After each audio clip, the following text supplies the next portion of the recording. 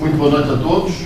Queria começar por agradecer ao Fórum Fundar a República e, em particular, ao meu colega de debate no canal ETV e Presidente da Câmara de Vila Real de Santo António, o Engenheiro Luís Gomes, o convite para vir aqui, enfim, partilhar convosco um conjunto de reflexões e suscitar o debate sobre um tema de uma enorme importância, que é o Estado dos direitos dos cidadãos e, em particular, a situação da justiça. E eu penso que há lugar, seguramente, à boa disposição e ao humor, mas aquilo que se passa hoje em matéria de justiça em Portugal e em matéria de justiça criminal, muito em especial, é de uma enorme gravidade e deve merecer dos cidadãos democratas e patriotas uma atenção muito particular e exige a tomada de medidas e medidas firmes para pôr cobro a uma situação que é uma situação completamente indigna de uma sociedade democrática e de um Estado que se diz de direito. E era exatamente aqui que trago convosco. A minha tese é de que nós temos hoje uma justiça, e em particular uma justiça criminal, que está transformada num instrumento da direita e da extrema-direita para liquidar adversários políticos, e consiste, a justiça em termos gerais, numa forma de passar a mão pelo pelo a quem é rico e poderoso e perseguir, desqualificar, retirar e inutilizar direitos a quem vive do seu trabalho, ou é pobre, ou é fraco. Como é que foi possível chegar aqui? Em primeiro lugar, foi possível chegar aqui porque a justiça é um daqueles setores onde o 25 de Abril verdadeiramente nunca entrou. E esta é a primeira reflexão que deve ser feita. Isto é, foi um daqueles setores da sociedade portuguesa onde se cometeram verdadeiras barbaridades em matéria dos direitos civis, políticos, direitos e liberdades cívicas fundamentais, que não foram cometidas apenas pela PIDE, foram também cometidas, por exemplo, nos tribunais militares e nos tribunais plenários, e os torcionários de beca que ocupavam esses postos puderam safar-se impunemente, mesmo depois do 25 de Abril, nunca tendo sido chamados à responsabilidade democrática de terem sancionado julgamentos farsa e a aplicação de penas a pessoas que apenas lutavam pela liberdade e pela democracia para o seu país, e que chegaram mesmo a sancionar agressões a presos e até aos advogados de presos em plenas salas dos tribunais plenários. Eu já referi isto uma vez, volto a referir.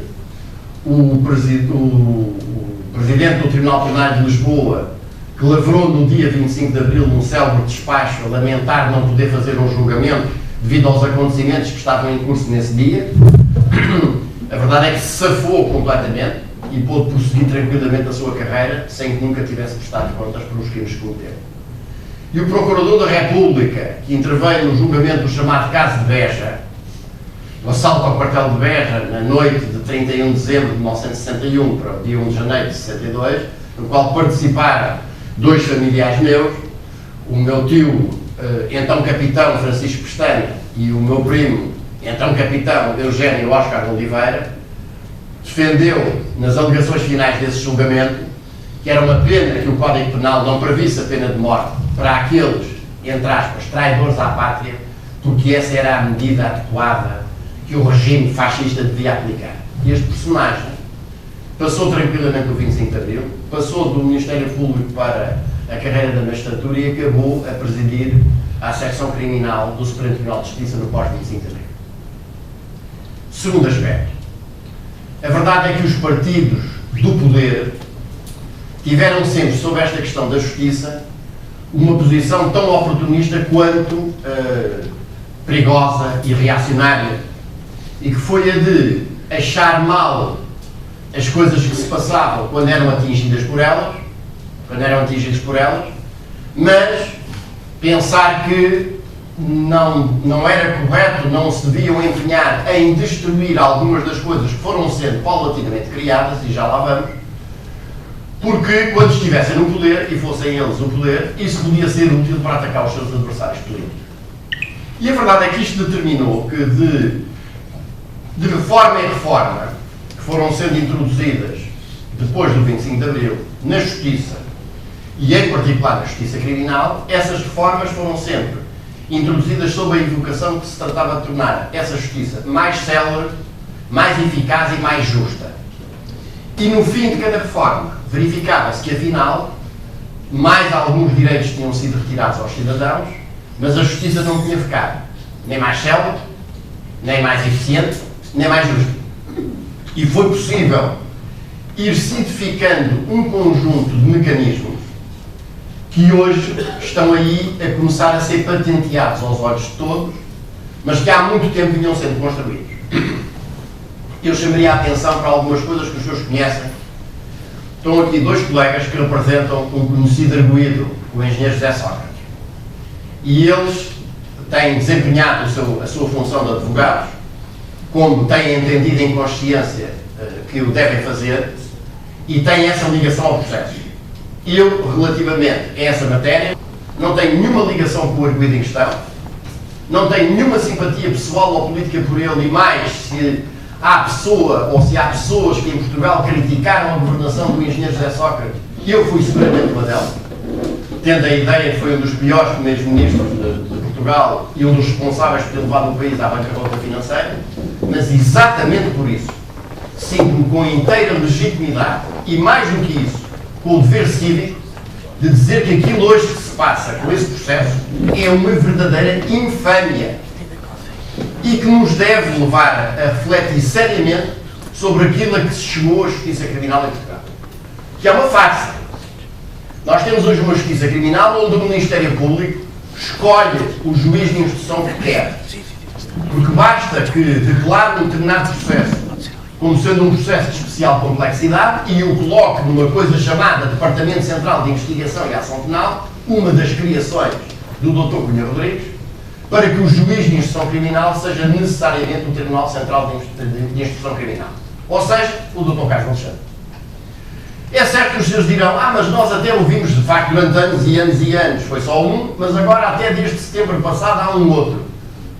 Os senhores farão o favor de me dizer se conhecem um único caso de um processo de crime em que o juiz de instrução do Tribunal Central de Instrução Criminal não seja o Dr. Carlos Alexandre. Segundo ponto, uma lógica de que da utilização da comunicação social para julgar e sentenciar sem defesa um arguido qualquer, lançando regularmente nessa mesma comunicação social elementos ou alegados elementos de um processo sem conta em segredo de justiça e, portanto, que não poderiam ser levados a público.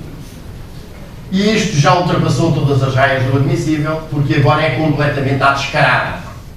E já nem sequer pode falar em fugas ou violações do segredo de justiça, porque o que há é uma utilização sistemática de informações do processo, sem que ninguém vá à mão de quem quer que seja. Terceiro ponto.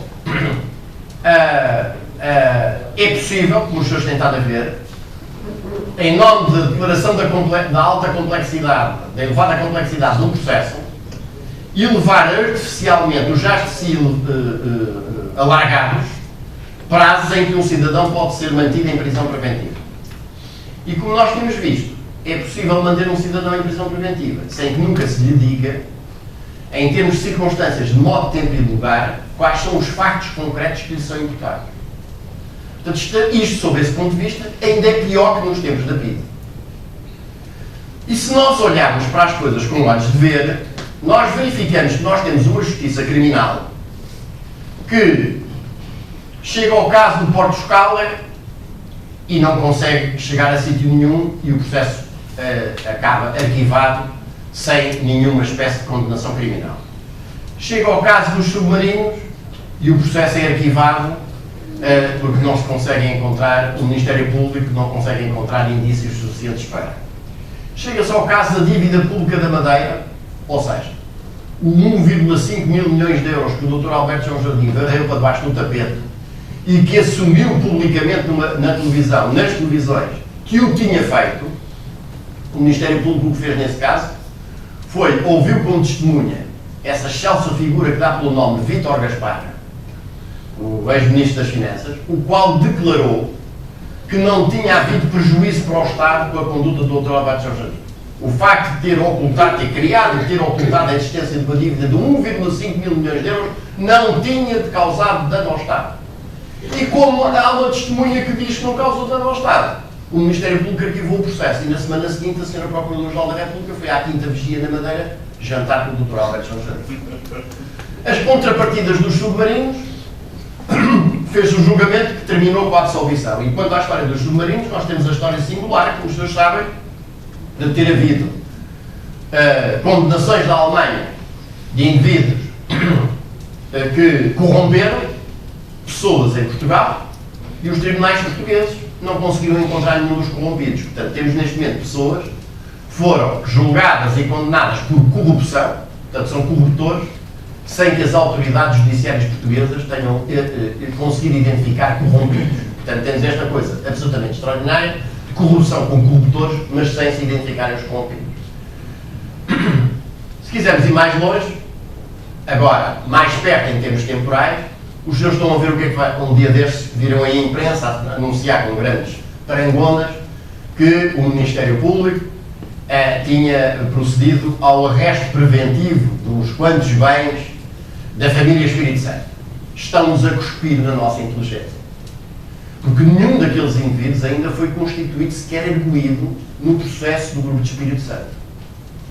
O Ricardo Salgado está constituído arguído no processo do Monte Branco, onde pagou uma calção de 3 milhões de euros, no processo do Grupo de Espírito Santo, que é um caso de uma quadrilha de bandidos que roubou pura e simplesmente o povo português, numa quantia que nós vamos começar a ter que pagar e que muito provavelmente nem 50 mil milhões de euros darão para pagar tudo o que são os buracos causados por uma gestão fraudulenta, completamente contra a lei, consistente em colocar os títulos das empresas do grupo nos balcões do Banco Espírito Santo e transformar o Banco Espírito Santo, ou seja, o dinheiro dos respectivos depositantes, numa espécie de banco de fomento a taxas baixíssimas e ultra beneficiadas relativamente às empresas do grupo. E tudo o que era lucros, evidentemente, a serem embolsados pelos membros da quadrilha.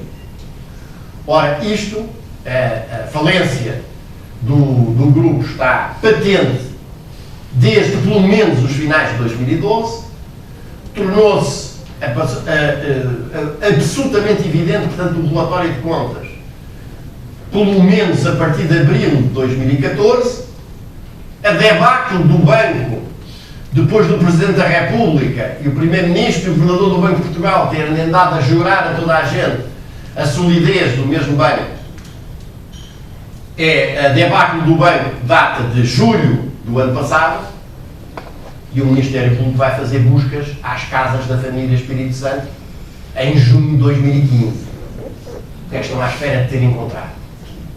O que é que os senhores acham que podiam ter encontrado? A não ser aquelas coisas que não podem fugir, que não têm pernas, como as casas e os terrenos. O resto desapareceu tudo entretanto. E repito, nem sequer está constituído arguido, muito menos com qualquer medida de coação. Quando, todavia, se trata de arguidos da esquerda, mesmo que sejam, eu peço imensa desculpa às pessoas designadamente ligadas ao Partido Socialista, não quero ofender ninguém, mas que eu chamaria de uma esquerda formal, aí, o Armando Vara foi condenado a 5 anos de prisão efetiva, porque alegadamente terá recebido uma caixa de robalos a 25 mil euros. O Ricardo Salgado deve ir apanhar 550 anos de prisão, seguramente.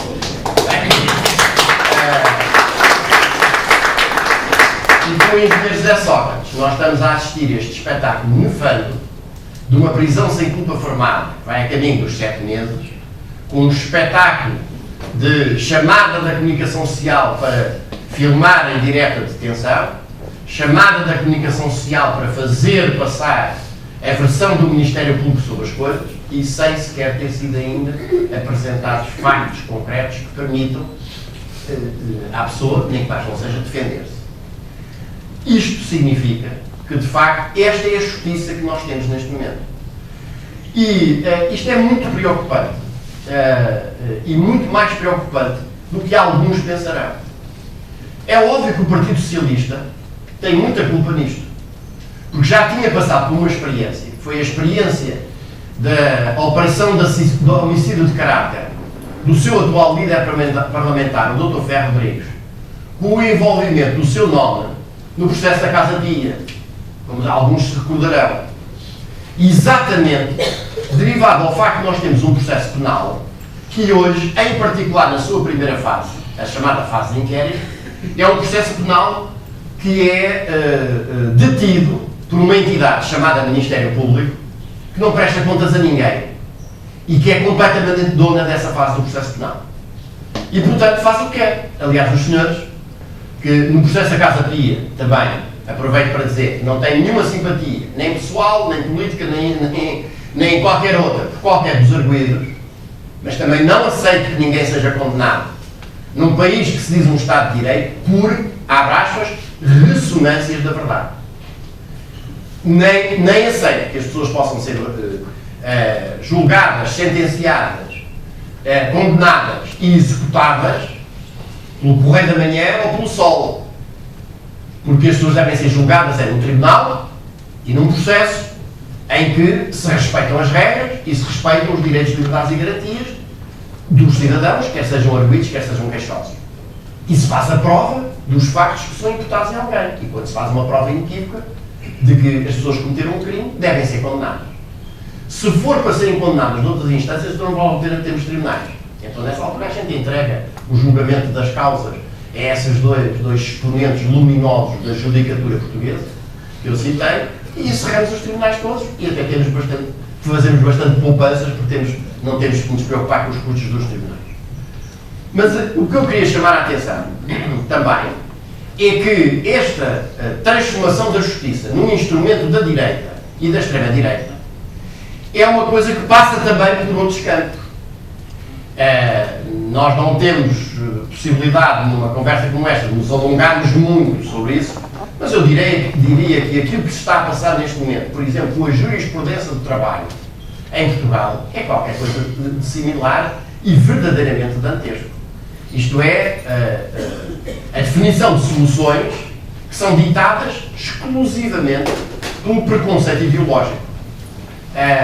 Os juízes dos nossos tribunais de trabalho, por exemplo, não fiscalizam, entendem que não têm de entrar a sindicar a realidade dos motivos que um empregador invoca ao fazer um despedimento coletivo, porque isso é imiscuir-se na esfera da gestão empresarial privada. Os nossos tribunais e os nossos juízes recusam-se a analisar a materialidade das realidades e ensinaram na banca, por exemplo, e noutros setores, como é que se baixam as indenizações da antiguidade, pelo truque de pegar no salário do trabalhador e partir em 4 ou 5 parcelas, chamando apenas a uma delas salário e chamando à outra complemento de remuneração, subsídio de disponibilidade e desempenho, isenção do horário de trabalho, diferencial absorvível e uma série de outras patranhas, que têm apenas um resultado, que é o trabalhador até ganha 1.500 euros ao final do mês, mas a título de vencimento de base no recibo tem escrito apenas 500. E quando vem um processo de despedimento, vem-se dizer que a remuneração base é 500 e não 1.500. E o Tribunal escusa-se a ir examinar a materialidade da relação, do que está ali em causa, invocando a mera formalidade. Os senhores também conhecerão que hoje a justiça administrativa está também totalmente inoperacional para defender, em termos eficazes, os direitos dos cidadãos. Por exemplo, um cidadão que é reformado e que a Segurança Social o reforma tendo ele uma doença oncológica, mas não o considera reformado como uma doença oncológica. E a consequência disto é que ele não tem a sua pensão bonificada com os elementos que a lei estabelece, no caso de a pessoa ser reformada por uma doença oncológica, uma doença cancerosa, e vai levantar o problema junto à Segurança Social, e a Segurança Social manda-o passear. E, portanto, diz, não senhor, que ele não é para essa razão que foi, e denega-lhe a pretensão. Ele tem que ir para uma coisa chamada Tribunal Administrativo e Fiscal, ou Tribunal Administrativo de Sítio. Bom, uma pessoa destas, e eu conheço mais que um caso, está há 8 ou 9 anos para ter uma sentença. Uma pessoa que é cancerosa. O que vai acontecer é que, quando tiver razão e ela lhe for eventualmente reconhecida, é seguramente a título póstumo. Nós estamos aqui a falar do que é a inutilização prática dos direitos dos cidadãos por uma justiça que os senhores sabem que os senhores não controlam. E agora vamos falar daquelas coisas que toda a gente tem medo, ou de uma forma geral toda a gente tem receio de falar. O combate à corrupção. Nós somos hoje um país em que a corrupção graça por toda a parte. E por onde quer que a gente se volte, nós constatamos exatamente isso mesmo. No entanto, como vemos, as autoridades judiciárias não conseguem, e em particular o Ministério Público passa a vida a fazer o discurso que são os campeões da luta contra a criminalidade do colarinho branco, quando se trata dos grandes figurões da banca, do sistema financeiro, ou não conseguem encontrar indícios suficientes e arquivam, ou então absolvem, e nós todos temos os casos recentes que estão a passar aqui. Os que são culpados, esses são cidadãos como, por exemplo, os lesados do BES, que enfiaram as poupanças de uma vida inteira num banco que o Presidente da República, o Governador do Banco de Portugal e outros responsáveis do país lhe afiançaram que era um banco sólido e que agora se vêem empurrados para um canto como se fosse um trapo e condenados a perderem as economias todas de uma vida. E quando desesperados procuram fazer ouvir a sua voz, há preços à polícia. Há preços, há comunicados da direção do banco a dizer que o seu comportamento é injustificável. Há preços, há declarações do Governador do Banco de Portugal a dizer que não, senhor, que o novo banco é para vender ao primeiro interessado que aparecer, mas não responsável por essas dívidas. Por esses compromissos para com essas pessoas, que são efetivamente pessoas lesadas daquilo que são as economias de uma vida inteira, na sua esmagadora maioria dos casos. Mas, portanto, nós temos corrupção por toda a parte. Vocês viram o que é que se passou com os taleiros navais de Viana do Castelo? E eu vou concluir, mas não quero concluir sem deixar de referir exatamente. Vocês viram o que é que se passou com os taleiros navais de Viana do Castelo? Nós somos um país que tem uma zona económica exclusiva, que tem uma área maior que toda a União Europeia, o território terrestre de toda a União Europeia junto. E é a maior zona económica exclusiva de toda a União Europeia. O mar é uma das nossas maiores riquezas. E o mar que a gente tem, que é o mar Atlântico, é um mar ainda mais importante pela sua própria localização. Portanto, não quer chegar para aí, mas é só para dizer, vendendo-nos uma patranhada de que, para sermos europeus, tínhamos de voltar as costas ao mar e que nós éramos um país periférico. Nós não somos um país periférico. Nós temos uma centralidade atlântica que é o centro do desenvolvimento da economia mundial nas próximas décadas. E para um país com estas características, os taleiros navais de Viana do Castelo eram e são um instrumento estratégico fundamental do desenvolvimento do país. Bom, vocês sabem o que aconteceu. Portanto, em termos gerais, o governo deu cabo dos taleiros navais de Viana do Castelo, destruiu os taleiros enquanto tal e entregou-os à mata e fé.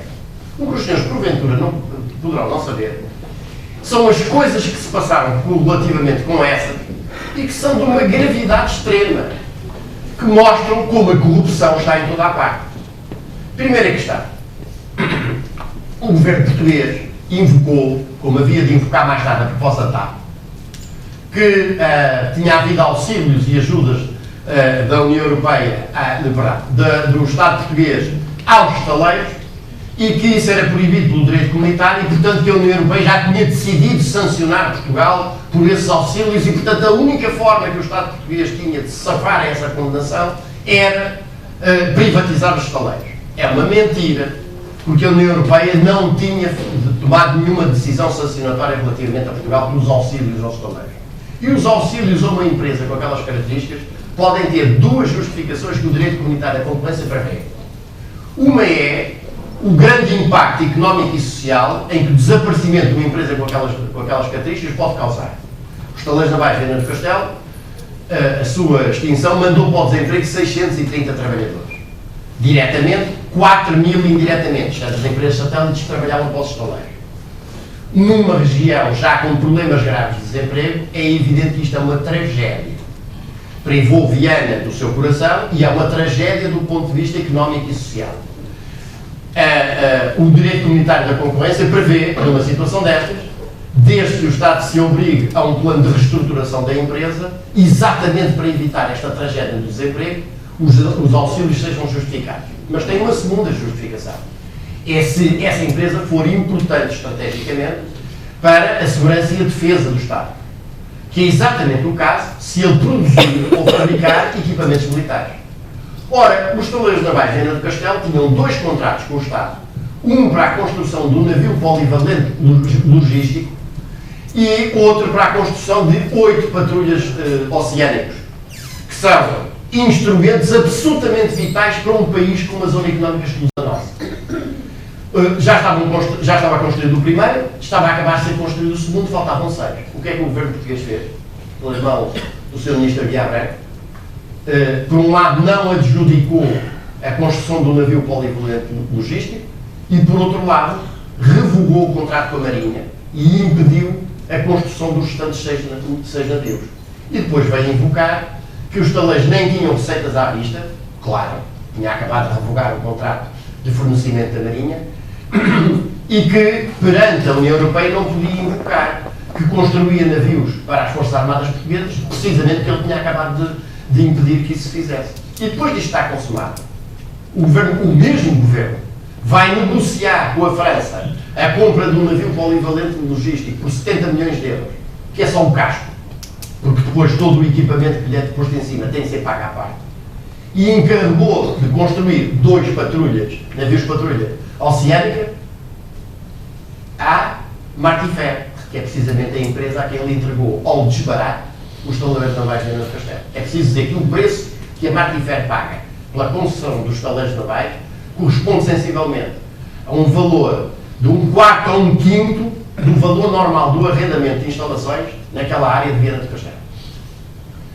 No caso da TAP, vocês já perceberam que o que está em jogo neste momento é uma pressa de impor a privatização da TAP, de lá para onde der, inclusivamente atropelando as próprias regras que prevêem, entre outras coisas, uma coisa tão simples como isso. Para mim, a TAP não pode ser privatizada. Um país que tem metade da sua população, 5 milhões dos seus concidadãos, lá fora, tem 2 regiões autónomas separadas no continente por água, por mar, e que tem, ou devia ter, relações privilegiadas com os países dos PALOPs e outros países de outros continentes, uma companhia de bandeira, com uma lógica de operação, de preços, de rotas, de horários, de funcionamento, tem de ser uma empresa dirigida e controlada pelo Estado.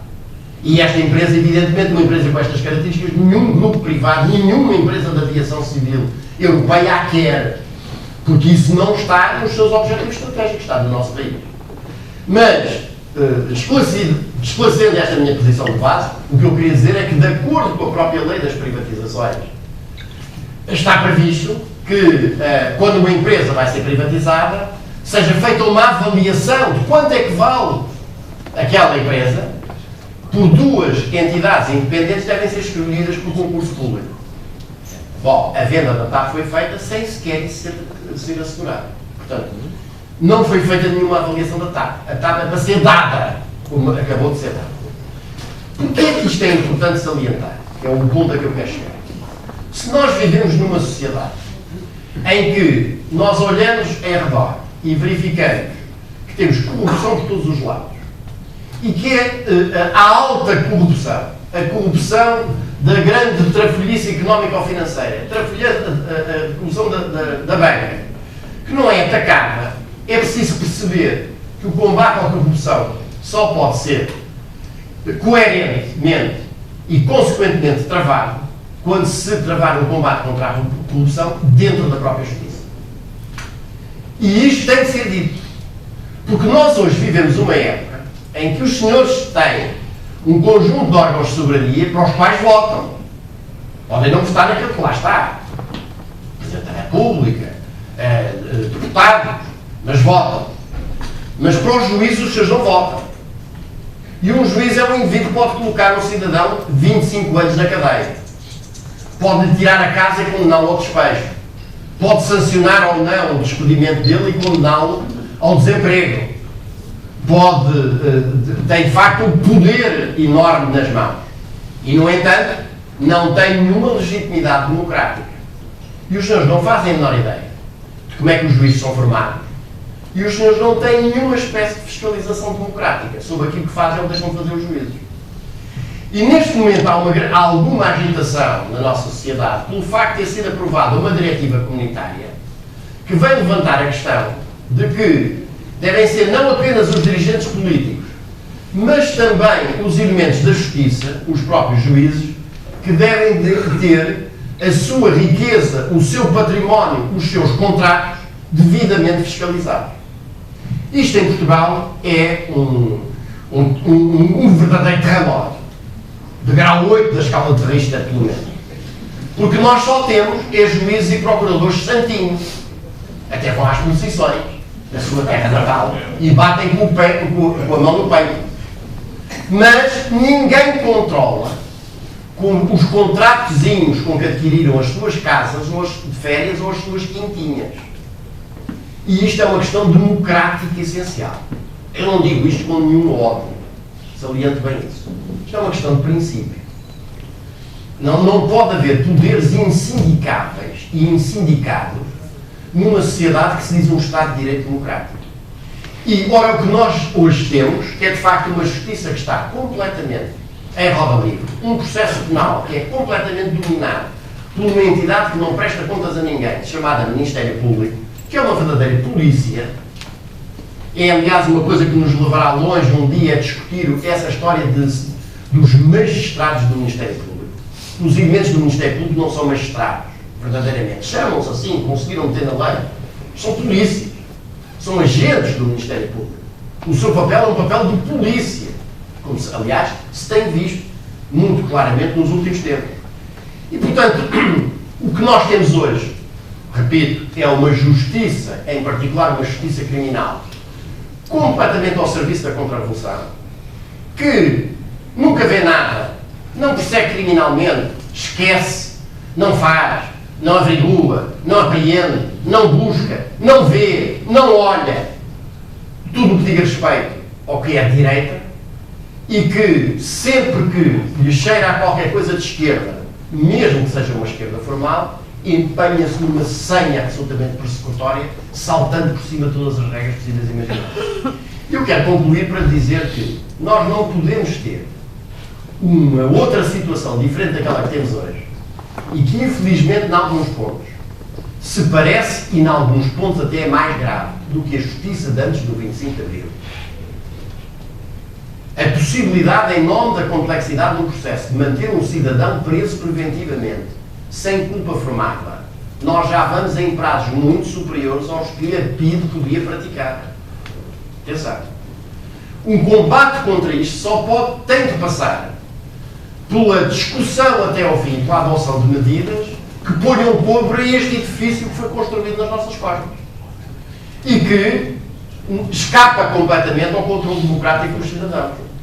E por isso, o processo penal é um processo penal que tem de ser completamente revisto e acabar com a situação, por exemplo, aquilo que eu comecei por referir, que o Ministério Público escolhe o juiz de instrução, viola um princípio básico do nosso direito, que é o princípio do juiz natural. Isto é, não são os juízes que escolhem os processos, são os processos que escolhem os juízes. Ora, por aquele truque que eu te referi há bocado, o Ministério Público, se quiser, tem sempre o Dr. Carlos Alexandre à trela para sancionar tudo aquilo que o Ministério Público queira fazer num determinado processo. Isto é inaceitável num Estado de Direito. Isto não pode continuar a ser assim.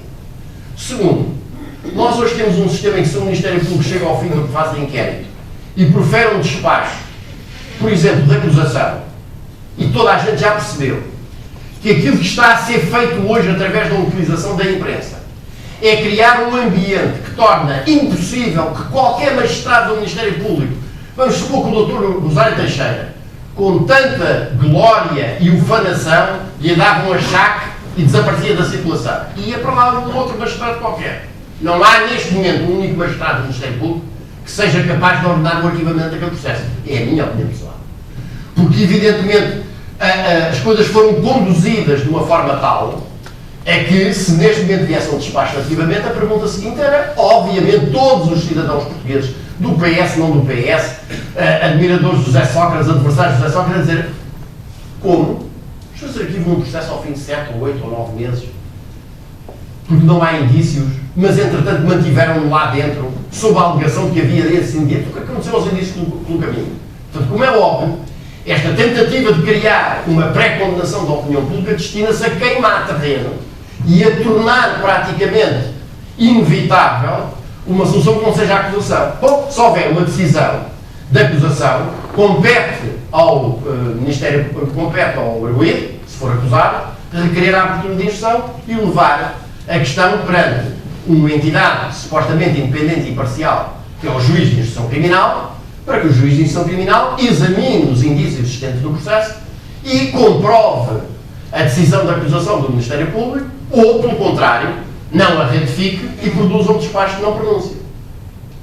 Então, nestes processos, agora podemos falar generalizando, nestes processos em que o Ministério Público fez tudo isso sempre caucionado pelo juiz de instrução único que lhe viabilizou e deu carta branca para tudo o que foi fazendo ao longo do processo de inquérito e que obviamente já tem uma posição pré-formada sobre a matéria, quando se chega à despacho da acusação, compete ao arguido requerer a abertura de instrução perante o mesmo juiz de instrução que já tem uma posição perfeitamente pré-definida.